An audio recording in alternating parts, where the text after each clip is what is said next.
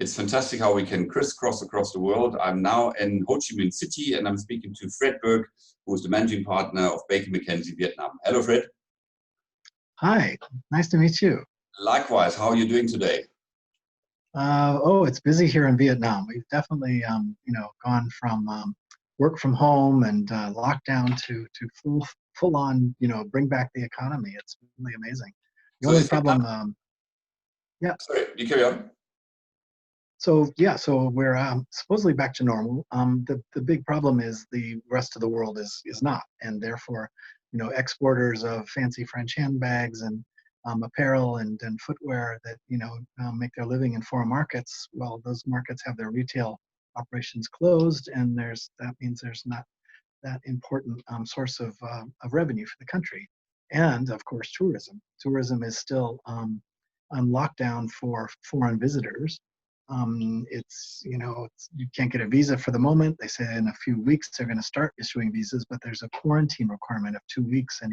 Anybody coming from abroad into the country, and not only that where you have to spend that quarantine is in usually a military camp or a local school, where you may have no air conditioning and not such good running water, and in a bamboo mattress. And to their credit, the Vietnamese are they're being very gracious.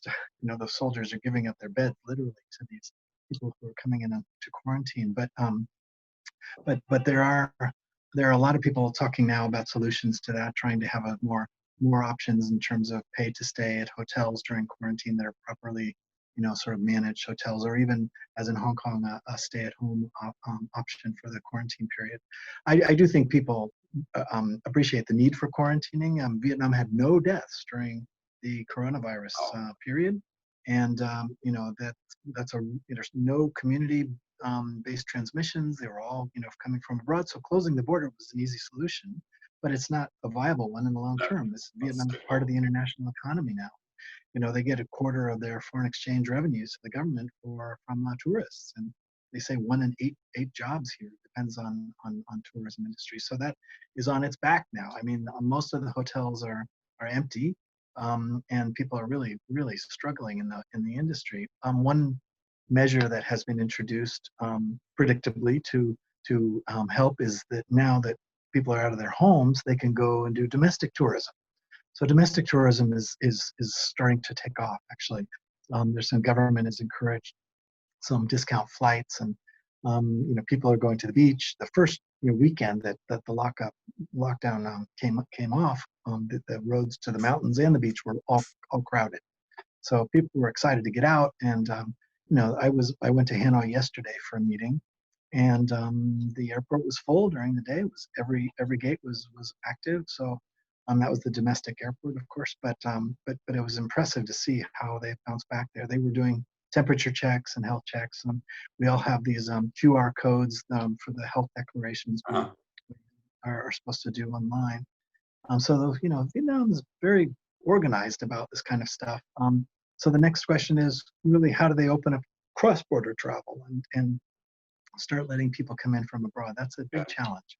Tell me, what's the ratio? Talking about cross-border, talking about domestic. What's the ratio in terms of tourism receipts or tourism arrivals? Domestic versus international or versus regional? Do you have some idea roughly? As of today, it would be 100% domestic, because it's literally, it's virtually impossible. Normally in comparison, what's the normal? Well, normally most of the revenue would come from foreign tourists, and I think if you compared, one time I did look at the numbers between Indonesia versus Vietnam, and Indonesia had a much higher quantitative figure for the number of domestic travelers in a given year.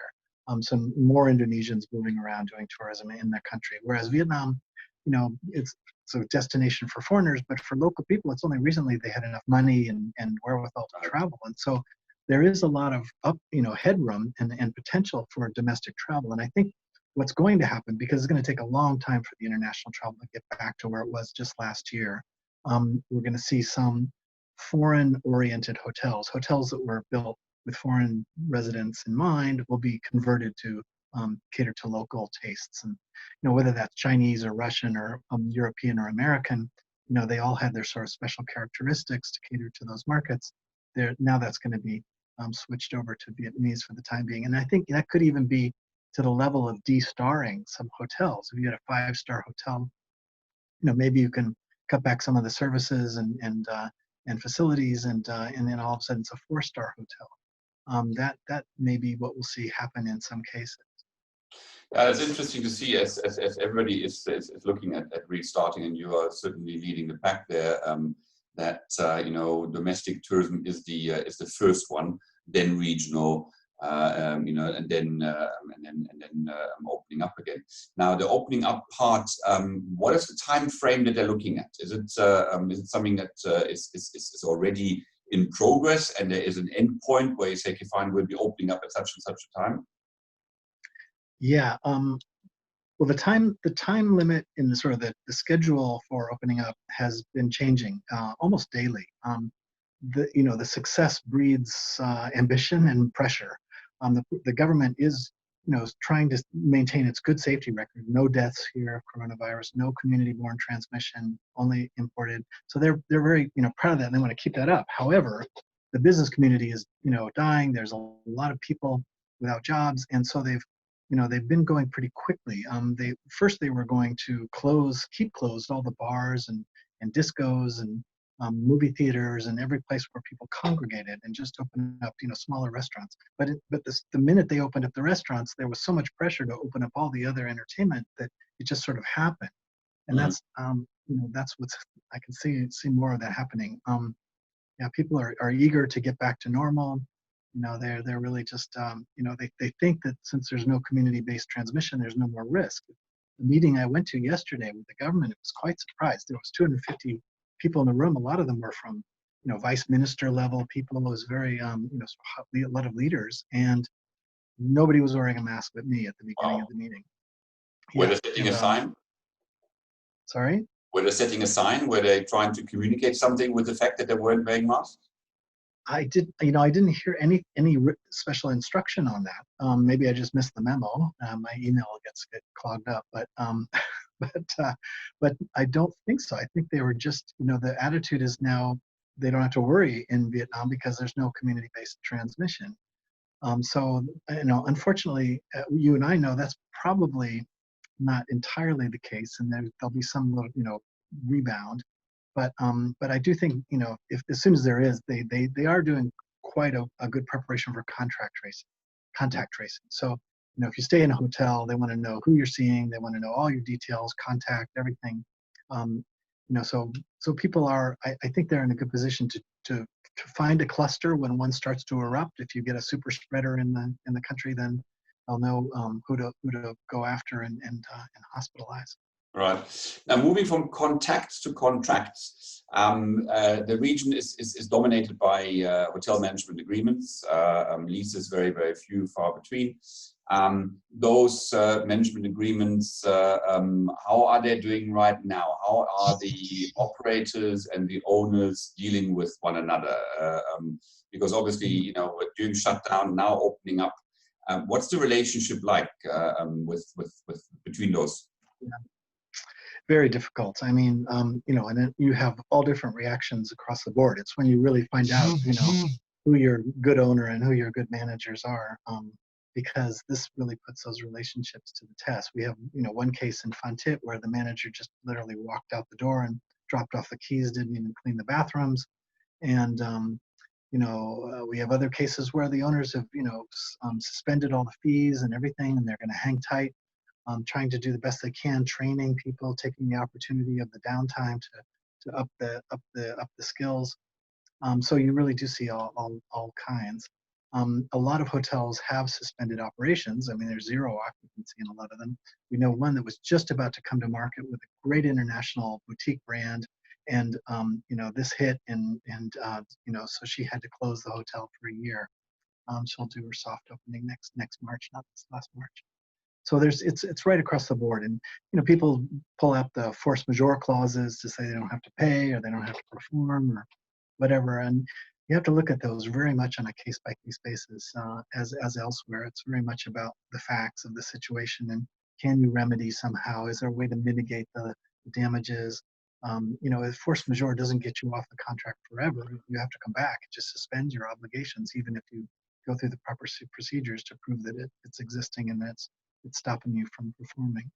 And you find more understanding? Is there an approach of we're in this together? Because I mean, when I spoke to colleagues in European areas, European regions, there tends to be a bit more of a, yes, let's find a way together to get out of this so that together we can research and make money again and hopefully return to normal, whatever normal might be.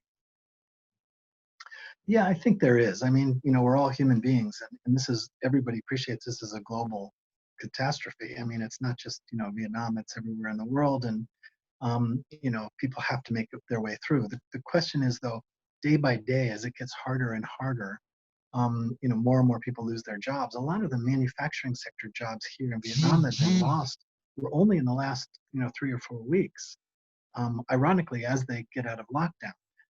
You know, so even while the domestic contagion is contained, the export markets for all the, you know, typical products that Vietnam does so well exporting, footwear and garments and fancy handbags and furniture, all these things, the retail of those products in North America and Europe is just dead.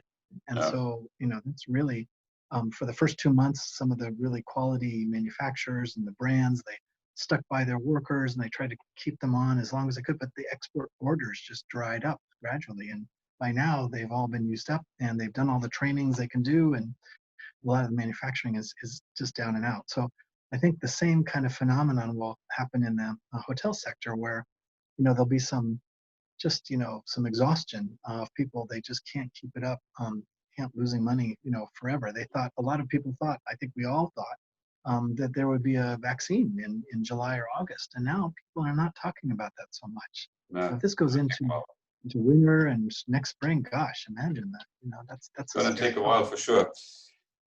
My goodness, time is running. Fred, from that rather depressing thought, what positivity, what positive outcomes, what positive news, what positive aspects can we take out of this time? Is there something where you said you have learned or your industry has come across something where you say, yes, that will be something which will be with us going forward, or leaving this horrible period behind us?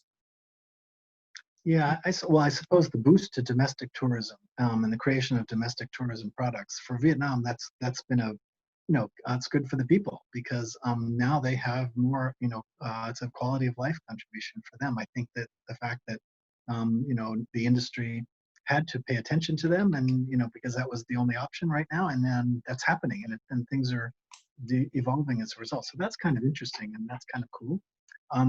I also think, you know, there's an environmental aspect to this. People during the streets were empty of cars and trucks, and so there was none of the normal pollution going into the air. The skies were beautiful during those last days of lockdown. Now the cars are starting and it's starting to come back, but people realize that it is possible to get back to a clean blue sky, and maybe that's a target we can have in the future. Vietnam is on the verge of, you know, they're buying a lot of combustion engine vehicles, but now electric motorbikes and cars are just being introduced, and that could really change the quality of life here for the better. Great. Well, let's hope that is the positive outcome. Let there be blue skies for you. Let there be blue skies for Vietnam. Fred, thank you so much for spending time with us. I really appreciate it. Fred Burke out of Ho Chi Minh City. Thank you. Be well, and hope to see you and meet you soon in real life. That would be great. Okay, thanks a lot. Nice talking to you. Bye.